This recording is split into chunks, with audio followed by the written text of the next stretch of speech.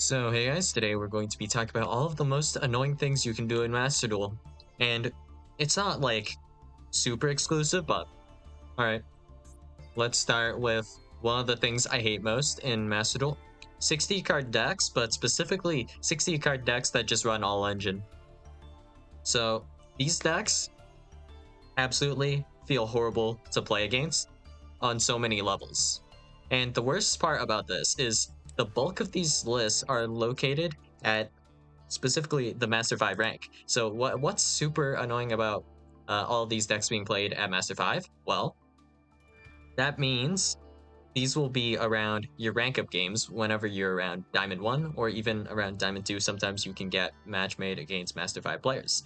And of course, if you're Master 4 as well, you can be match made with Master 5 as well. Now, the really annoying thing about this is for these players, they have the advantage of never deranking. So if they lose the duel, it doesn't really matter to them, right? But they will sack you. That is essentially what their 60 card decks are built upon. We have stuff like One of Grass, a bunch of thrusts, tactics, whatever. But yeah, it feels like if they go first, they will simply never open thrust or tactics. They go second, they will always have thrust or tactics. And then you just get rolled, right? But then, of course, if you go second into this, they have grass, and you never have ash in your hand when they have grass somehow. And yeah, you just get rolled, right? And of course, that's just one aspect to it. The other aspect, I think that's worth mentioning about these 60 card decks as well. Not only are they sacky, they're completely just full of garnets and bricks. So you know that they just simply open cracked. Like you see all of their garnets just throughout their combo. Like maybe they're playing tier and then they're just milling stuff like Snow, Trivia Karma, whatever. And after they do their whole combo, you know they didn't have like any garnets in their hand somehow, right?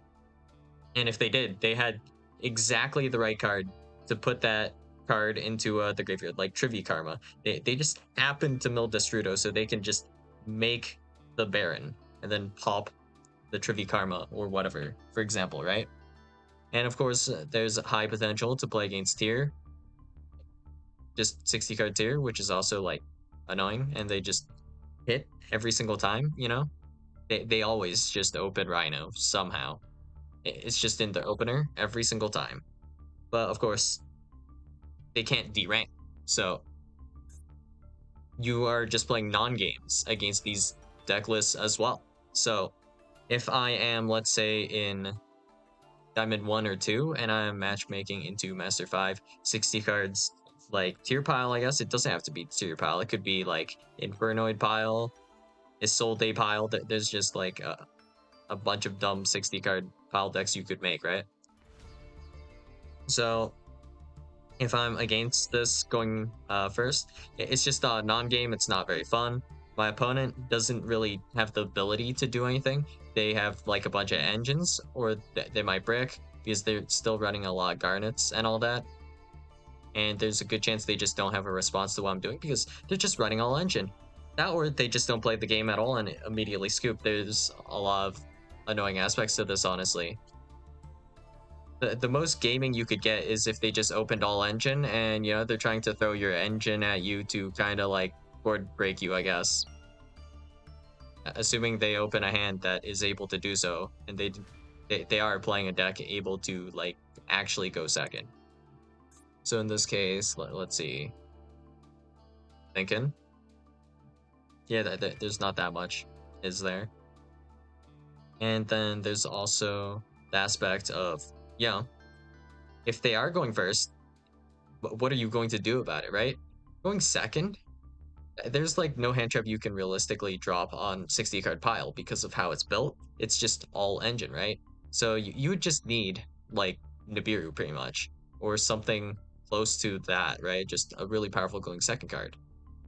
And you know, what are you supposed to do, really? Like, if you drop a Droll, Ash Blossom, or whatever, those won't necessarily do anything because they're just playing 60 card pile with all engine, and their hand's probably all starters or a combination of extenders and starters, or potentially both. It's just a miserable time because, they won't D rank if you beat them, and if you lose to them, you will be the one D ranking actually. So yeah, this honestly not that big of a deal, just really annoying honestly. So yeah, that's one annoying thing. Another annoying thing, just stun in general. So if you get skill drained out, you lose the coin flip. Same kind of issue as these 60 card pile decks. The consistency on stun is actually insane. It is the only deck that has an 100% chance to open combo, which in this case is flipping something like a skill drain or normal summon fossil dyna.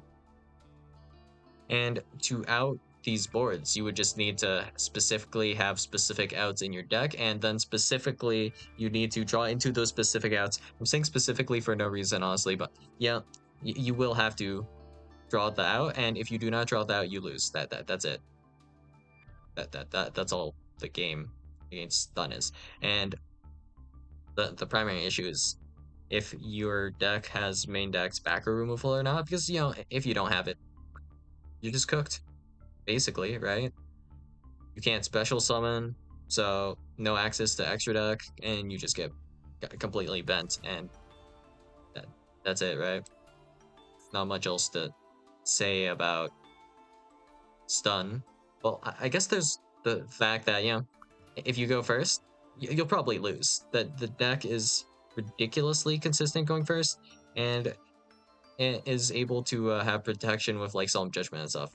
Not as bad now, but you also have extra for draw power, which is literally a free pot of greed. So pot of greed, I think honestly, is the most broken in stun because of how stun is played, where you just don't care about going second.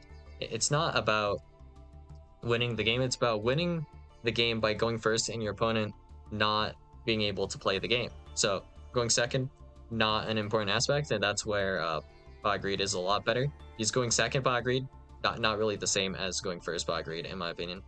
It's much different and not nearly as strong. So yeah, stun, just really obnoxious, right? And then also kind of in the same vein, it's not specifically Tenpai, but going second decks, just annoying. So the thing about going second decks is that they just feel sacky. A lot of the time it feels like the game is determined upon what your opponent opens, and you can just win based off of that more so than other decks. So for example, let's say I am playing we'll go with, I don't know, let's say Orcust, right? Sure.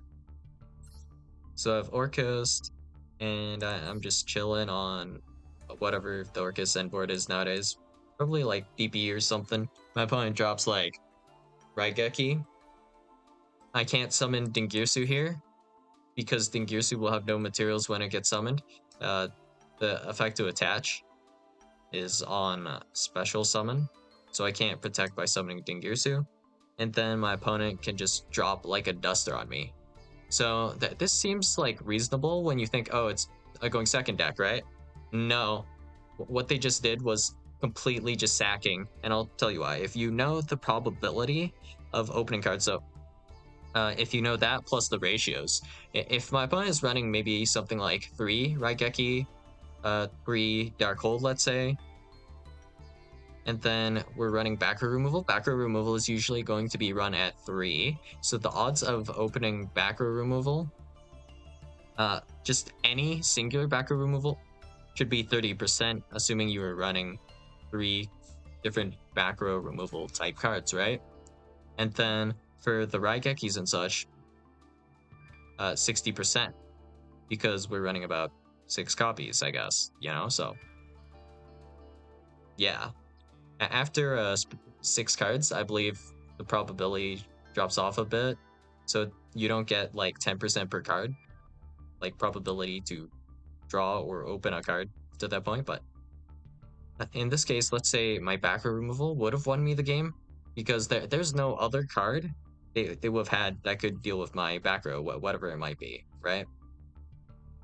So in this case, I guess we would have the idea of Babel to bring back Dingirsu as removal, and then potentially we might have some way to utilize Crescendo, I guess. Don't worry about the details too much here, but yeah. Assuming we had a method to kind of deal with all this stuff, or just like an imperm in the back row, plus like Babel being able to bring back Dingirsu as removal later, or being able to kind of protect my board from stuff later, feels incredibly sacky, right? And if we take the probability here, maybe it's like odds of my opponent opening a hand with like back row removal plus Raigeki or Dark Hole is actually, I'll just make up numbers here. It's like 10%. You just got sacked, right? Never lucky. And that is legitimately the only way you lose, because maybe your deck actually just sets up like a dumb floodgate or something as well. Like, I don't know, Plea, I guess. I'm not trying to think of anything super good right now, but yeah. Which card was it? Scout. Just you're weakly getting outed, I guess, right? If this gets outed, then maybe you just auto lose and like flee because your opponent just opened the back row removal that they were not that likely to open, honestly. So that's unlucky because the probability actually favors you over the going second player in some cases like this, and that's what's particularly annoying. And the thing about this, like, you might think floodgates are like heinous, right? But it's fairly optimal to just go for a back row type floodgate against specifically going second decks. And the reasoning behind that is because most of their removal and effects and cards in general are going to be just used to do monster removal and such, right? So they're all like monster related or affecting monster kind of cards, the majority of their deck, and then they just have 3 cards in their deck that can remove your back row. So if they get it, they win. If they don't get it, you win. And it's kind of like stun in that sort of way as well. Except in this case, I guess you're not running Solemn Judgment, I suppose. Unless you do run Solemn Judgment in something like a Klee. You know what? Klee is so doomed, you might as well. But yeah, that's just absolutely abhorrent. And then, you know, there's also, of course, the aspect of just playing against the same deck over and over again. Like, the deck doesn't even have to be good. Like, for example, Branded on its release in Master Duel. What were you actually doing in this deck again? Aluber, special summon Aluber, and then what? Normal special summon Aluber. You were making like Brightus, or like maybe DP or something, and then passing on that. But like it was the same kind of like duel every single time. You're just doing the same thing. You're playing against the same interactions. It gets kind of bland, kind of boring, in a sense. I mean, I just prefer more flexible lines personally. Like I played this one deck that had the ability to play around a lot of different things, and I just needed essentially psychic powers. Like, I didn't always win with this deck, obviously, but I would need essentially psychic powers to be like, okay, my opponent has this exact hand, and if I do this exact board by going this exact route, I'll win. If I do literally anything else, I'll barely squeak it out, or I will just lose. So yeah, that's the thing, I guess. But yeah, just I guess the thing that bugs me the most is specifically when a deck is just all engine and they get to go first. It just doesn't really feel fair as the going second player necessarily. Or, you know, your opponent essentially is just playing for turn one and they're not really playing Yu-Gi-Oh! To an extent, right? They're just essentially playing Yu-Gi-Oh! Going first, and they're not really willing to play going second, or they're just not trying to play going second at all. So, you know, you it makes it so I guess if we go first, we're not really getting to play the game of Yu-Gi-Oh! Because our opponent has a deck that essentially is going to do nothing. In this case, something like a stun, right? It's not going to be able to do anything to a Baron that I summon turn one, for example, right? But turn two, I can't even make a Baron. I can't do anything. Just nothing at all, right? And that's just how it is, I guess. So, yeah. In that regard, if you think about it, turn zero plays start looking less unfair. Well, it just depends on what the turn zero play is exactly. Like, honestly, if we're just able to put a single big guy on the field that has like an effect to search or something, like similar to Fenrir, but not necessarily having any trigger effects, this honestly isn't that bad.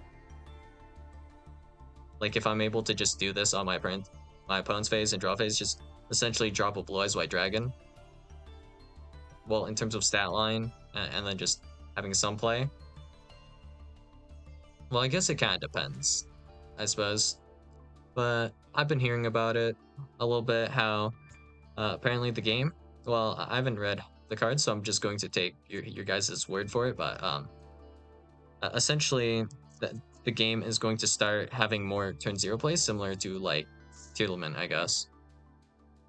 Which I mean, I don't know how that will do against like stun necessarily, because you would need a big fella, and even then, the big fella might not be enough because they do have some forms of removal and like stuff like that. So like Mirror Force, Crackdown, whatever, right?